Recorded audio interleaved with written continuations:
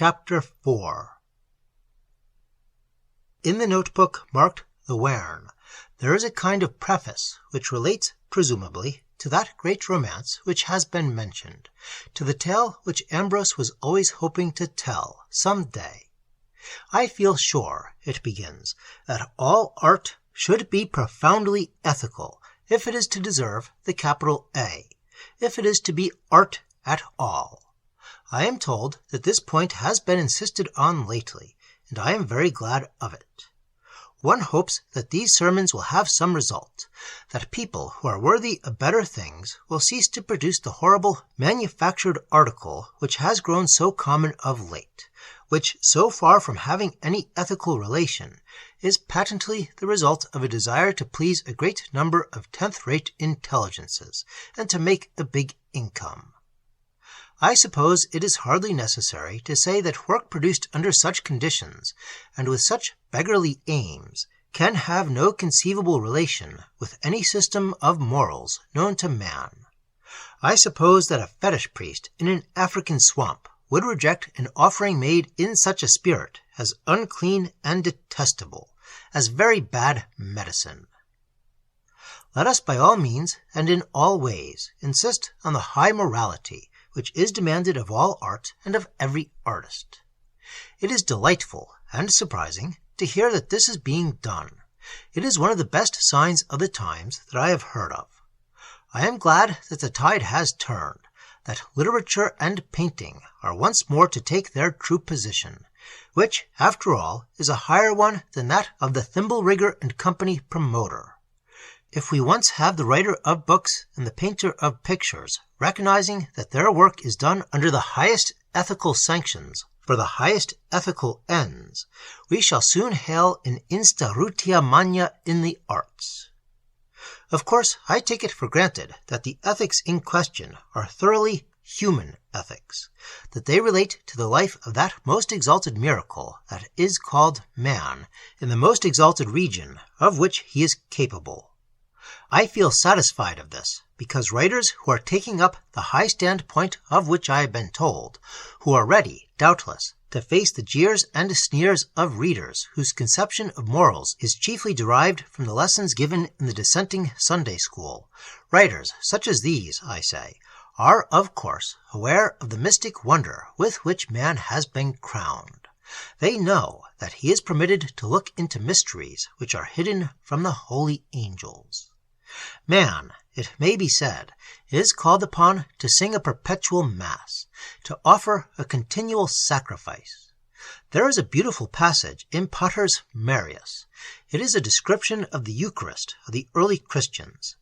Marius saw the offerings of the faithful, the bread and wine and oil, and was struck with the exquisite symbolism by which the dull dead matter was, as it were, borne up to heaven, transmuted with a quickening word, consecrated to the service of a great mystery.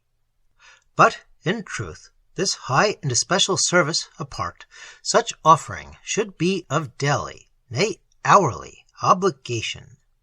It would be a great work to investigate and enumerate all the wonderful privileges and offices of man. Perhaps there are many which have been forgotten, a few even yet to be discovered. But surely this mystical and universal priesthood must be among the highest of his prerogatives. It is his right and duty to offer not only the bread and wine of the Eucharist, but all the universe. Day by day, at sunrise and evening, in the darkness of the night, he is bound to say, Jube haec perferri per manus sancti Angeli tui in sublime altare tuum, in conspectu divinae majestatis tuae. Every day he should secretly utter the prayer, and do thou, uncovering the veils of enigmas which mystically surround this holy rite, make them gloriously manifest to us, and fill our spiritual eyes with ineffable light, and, having cleansed our poverty from every pollution of the flesh, make it worthy of this fearful and dread hierarchy. What are haec? What is this holy rite? Why, these things are the whole world, from the clod to the stars, all sounds and sights and colors, all heights and depths, all rivers and seas, rain and snow and frost and wind, the voice of the thunder and the breeze in the brake. And not only these, but all sensation and emotion, all thought and all desire, all joy and grief, the raptures and the longings of the soul, the venoms and black poisons of life also. For in this rite there is a transmuting word, which can change these latter into golden and most precious elixirs. This is the perpetual mass of all humanity, which, as I say, we are all bounden to offer according to the measure of our gifts. We are to bring the whole universe to the supernal altar, praying that the veils of enigmas may be uncovered, that the transmutation may be effected, that the great work may be accomplished, that the Graal may be revealed. Let us consider a moment. What is Lincoln Cathedral but a heap of stones dug out of the earth and offered, and transfigured into mystery and splendor? There are stones of the same sort in a stink factory, in a Protestant meeting house, in an ugly modern street, in a railway station. Again, here is an extract from a dissenting tract called Jesus and Company Limited. Chairman, the Almighty Himself. Manager, the Lord Jesus. Secretary, the Holy Spirit and Comforter. Head Offices, Beulah Land. Branch Offices, Thornhill Church. But this horror, this foulness, is made out of words, and words are the material used in Round thee blow, self-pleached deep, bramble roses, faint and pale, and long purples of the dale, let them rave. These in every shower creep, through the green that folds thy grave, let them rave. One man sees the earth and devotes it to industrialism. Another man, who sees the same earth, fills the Turner Room at the National Gallery. What a hierarchy then is this, which, from matter in itself nothing, capable indeed of serving the worst and basest ends, can effect the great miracle of beauty, raising the dead stones into a shrine of glory, making the common words into a wonderful poem. Indeed, gloria et honora coronasti eum, giving him the power of this great Majesty. I take it for granted, then, that when ethics are insisted on as the basis and the end of all art, the word is to be taken in its very highest sense, that the ethics in question are to be supremely human ethics, concerned with man in his highest exaltation. I take this for granted because I cannot for a moment conceive that any writer out of an idiot asylum would insist on art being in the popular and vulgar sense moral, that is, the conveyance through an unsuitable medium of a copybook maxim. The colored supplements are often moral in this sense, and in the fiction of the Reverend E.P. Roe it is difficult to find a page without its lesson, duly pointed.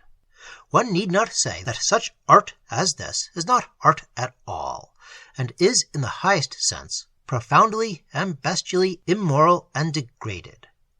The Venus of Milo is one of the greatest moralities that man ever conceived and executed. The little colored statuette of the child feeding the kitten out of a saucer is a filthy outrage on artistic ethics. So when I hear that the ethical basis of art is being fervently advocated, I am delighted, because I am certain that the word cannot be used in a wrong sense. Ethical art cannot possibly be meant to refer to imbecilities which are infinitely below the artistic standard of the most degraded savages. I am glad, too, because once this high view of art is accepted, we shall hear no more of that hideous nonsense about books or pictures being of no practical use, of no practical interest. One does not know exactly what meaning the anthropoids who write this attach to the word practical, but one is forced to suppose that they are repeating in another form the dicta of an able animal named Macaulay, who said that the Platonic philosophy was of no use because it had not led to any inventions which increased the comforts or conveniences of life. Pour être vraiment grand il faut etre lavantor de novo cabone hygienic et laxatif. I have no doubt the philosophy of the learned pig is a very good one, for the learned pig.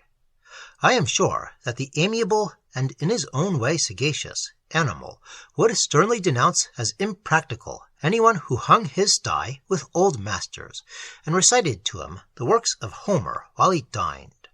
But I object to his probable opinions being adopted as the final standards of literary and artistic criticism.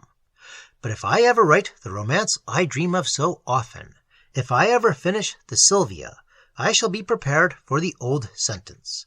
It will be censured as unpractical, because it teaches no useful arts. It will not tell of the cheapest method of converting gangrened pork into sausages, nor will it facilitate the poisoning off of our superfluous children by means of tuberculosis milk. Certainly not a book for sturdy, practical men, for the descendants of the stout old Roundheads. Need I say that Master will have none of it? Master will pronounce it to be profoundly immoral, as he licks his greasy chops over the fat bacon and the full-flavored report of the West End scandal in the Daily Something. Master is a strong believer in the liberty of the press, but as a moral man, he cannot and will not tolerate impure and licentious literature. It is probable that if Ambrose had set himself to writing his book, instead of writing about it, the Sylvia would have been brought to a happy ending. As it is, there are but odd notes and fragments, mere rough sketches for the tale that was never to be written. The following excerpt is chosen for its intimate bearing on Ambrose Merrick's inner life. It is written partly in the third person, partly in the first. Here it is reduced for the sake of uniformity to the third, and a good deal of editing has been found necessary, many of the sentences being incomplete. It was written, presumably, in a sudden burst of energy, and the words are scrawled across the page in a hasty, untidy hand. He lived, then, the happy life. In that enclosed valley, under the shelter of the hill, by the singing brook, he felt as though, after all those intolerable years in the house of torment and folly and lies, he had entered into the great dream, which is the golden hope or the high memory of all who know. It is called a dream, not because it is unreal, but because in that state, as in a happy and well-directed dream, desire and fulfillment are one. Silver moons can be summoned down to earth to bathe in haunted wells. Rose gardens blossom amidst the snows, and singing choirs are not wanting, nor wine nor fairy feasts. The world, as it were, is melted in the crucible of a wonderful alchemy. It is dissolved in the throes of a mighty transmutation, and the hard and stubborn rock is once more that plastic mirror in which all things are seen and all visions are realized.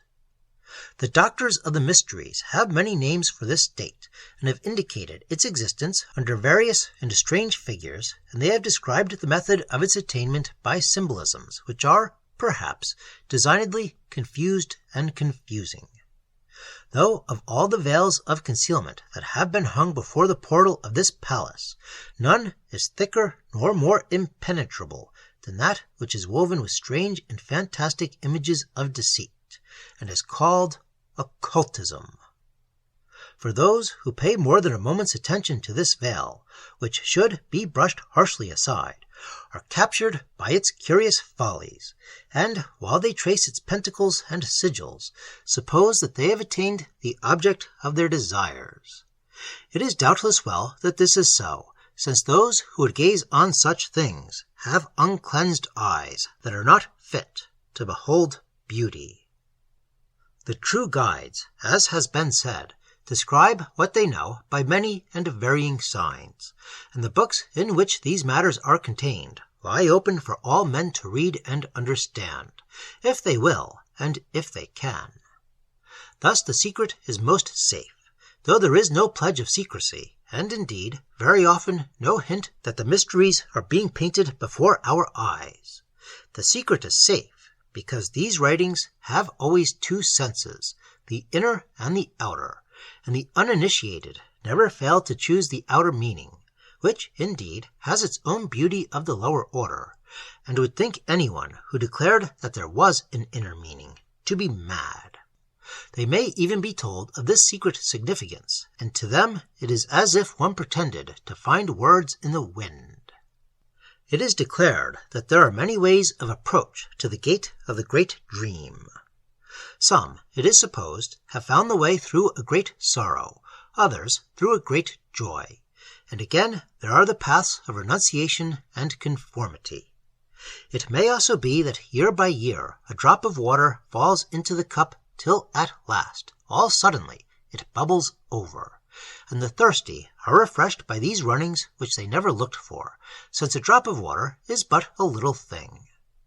But in the day of overflowing, they say vidi aquam, etc.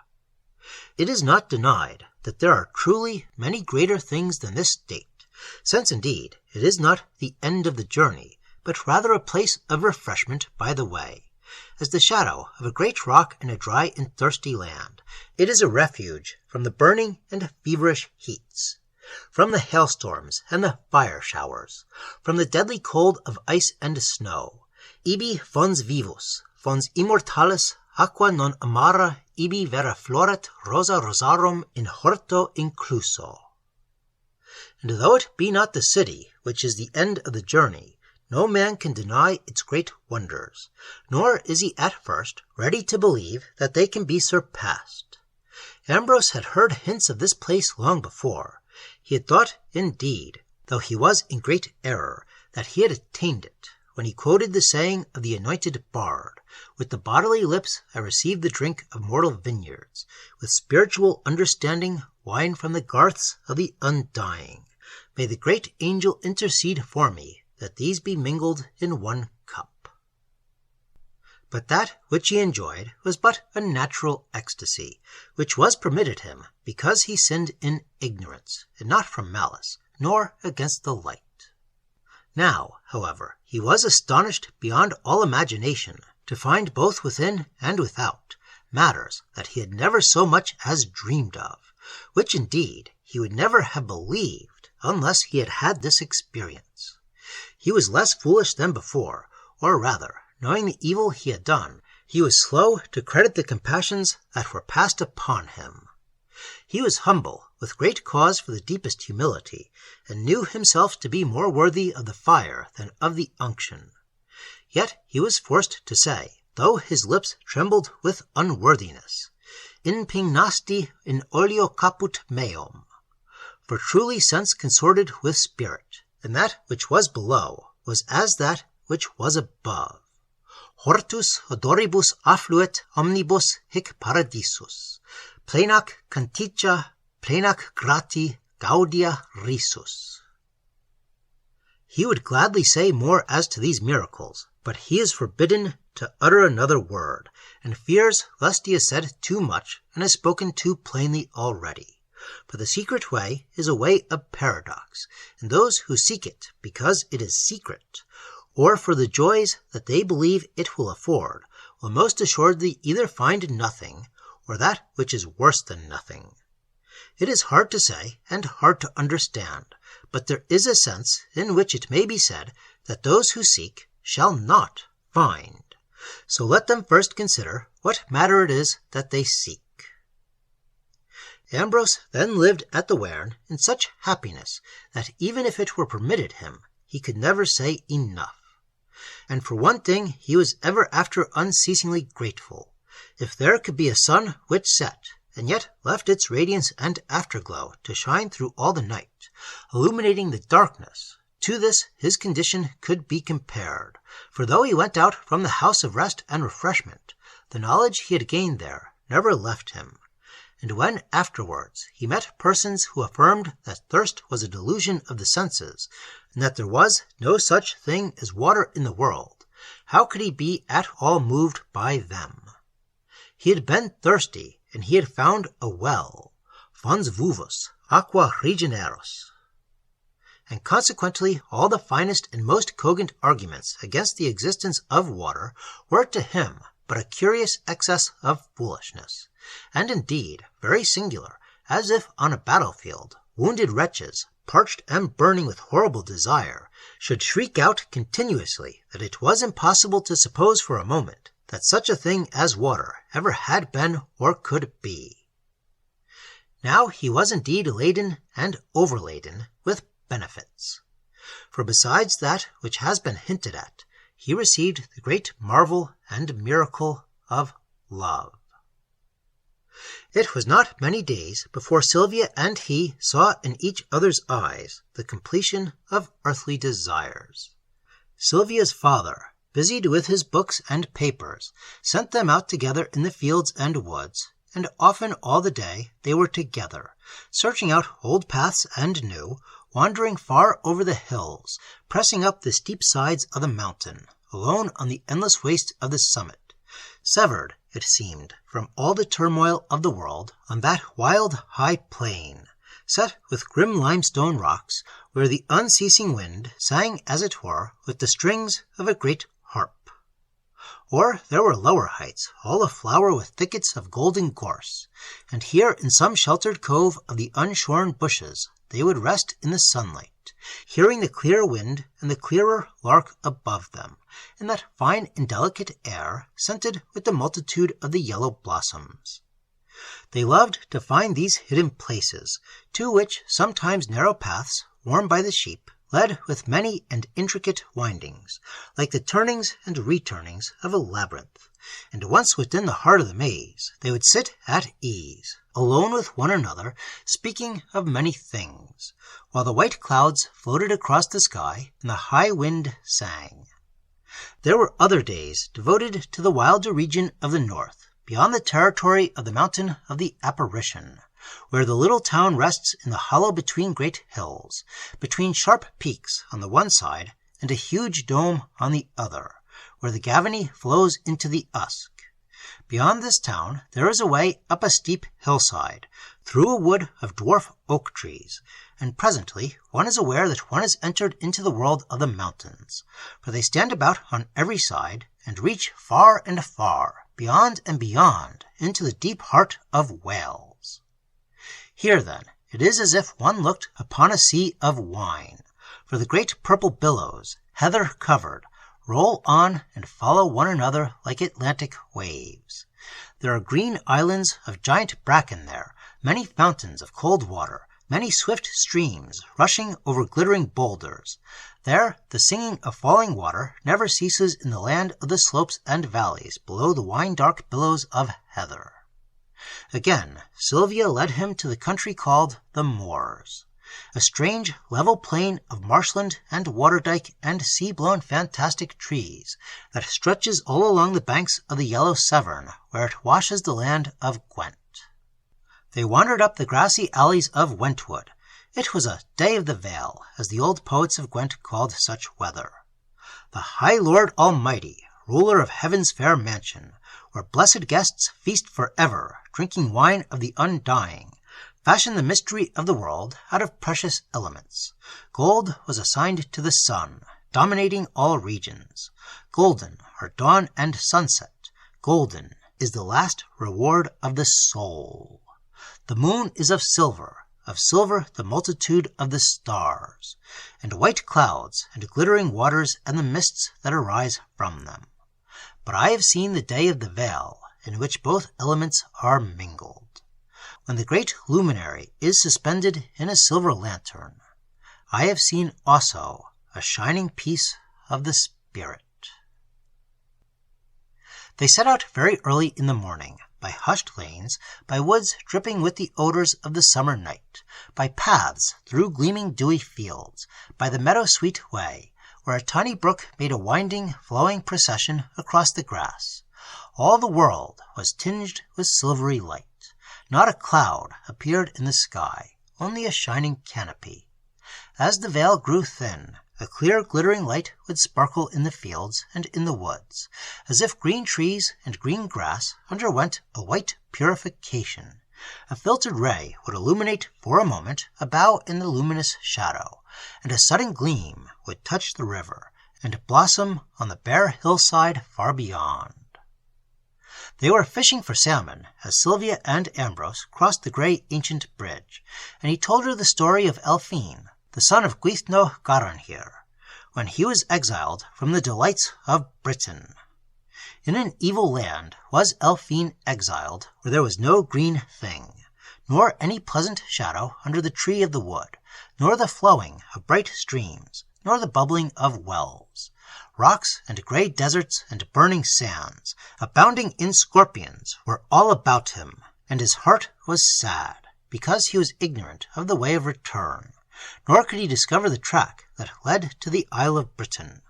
But he came at last to the shore, where the grey sea rolled into the land, and as he stood there, desolate, the fish swam in the billows, and the birds flew over the billows, and the wind blew chill on the rocks, and the sky was overclouded, and the rain came hissing down, cold and bitter as death.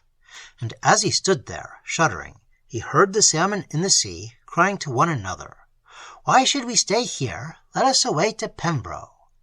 These waters are inclement. Let us swim to Gwlad Morgan. What delight in the grey water! Let us be gone to the refuge of Gwent." And every salmon leapt in the billows, but one great fish proclaimed, "It is necessary that we await the coracle of the blessed company." Then saw Elfine, a glowing and a shining on the deep. Then saw Elfine, the holy vessel filled with the perfumed glorious company of the saints. Like a strong swan, it beat aside the waves. Speeding like an arrow, it rushed over the billows, blown by the wind of heaven. And a light as of a burning rose flamed on its masthead. Ambrose told no more. He said he had forgotten the rest. They rested for a while on the grey bridge. He was thinking of old dreams, and fancied that he heard above the course of the waters the echo of the saint's bell, thrilling and ringing from beyond the verge of the world. They entered all the wild green region of the wood, which is filled with enchantments. To the south, the city of the legions, and the issue of the Usk into the billows of the sea. To the north, the river streamed like dim silver between unshaken reeds and still blossoms, past the entrances of leafy dells and hollows, under the shadows of many silent woods. As they ascended, the mountain appeared between the breaks in the leaves, and through the veil a white gleam shone on Mynydd Mawr, and Ambrose thought it lit on that house where the cup of Tylo was preserved. And sure was he then that the golden voice of the vessel came to him on the air, with certain words that he might never utter nor make known to mortal. He asked Sylvia whether she heard any sound, but she had heard nothing except the pouring of the water of the wayside fountains. They deserted the road and sought the inmost recesses of the wood, by paths of smooth, soft turf, by beechen alleys.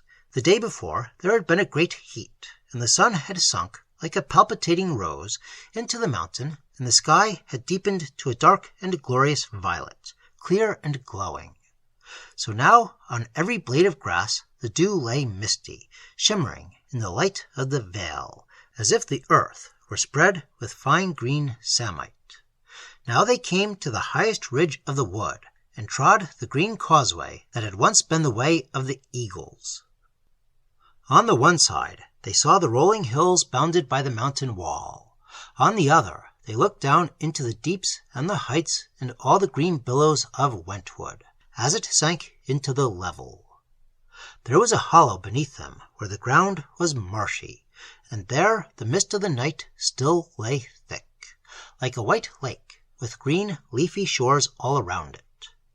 They sat on a fallen tree and gazed on the wonder of Wentwood, across the level, across the yellow sea. Ambrose sighed as though his heart were healed. He drew a deep breath of the sweetness of the wood. He remembered little else of that day's adventure. They made their way to the last of the moors, by many winding tracks, by forest deep, by wild bare land, by leafy lane, and by that strange old village that stands in the place of a golden city, bowered in orchards, sunny on the slope, between the wood and the sea. And in the evening, as they returned, suddenly the veil vanished.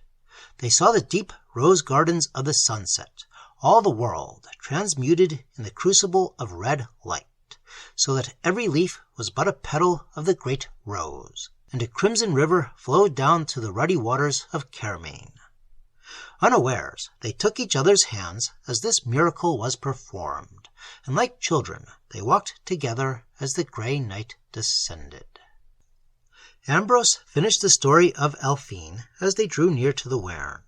He said that he was taken up into the ship of the holy ones, that then he saw all the marvels of the world, for they came to the fairy isle beyond the glassy floods, and at last returned with a divine treasure to the havens of Britain, where all men knew that Elphine had been in the state of paradise, for his garments were perfumed and odorous, as with many spices of Arabia.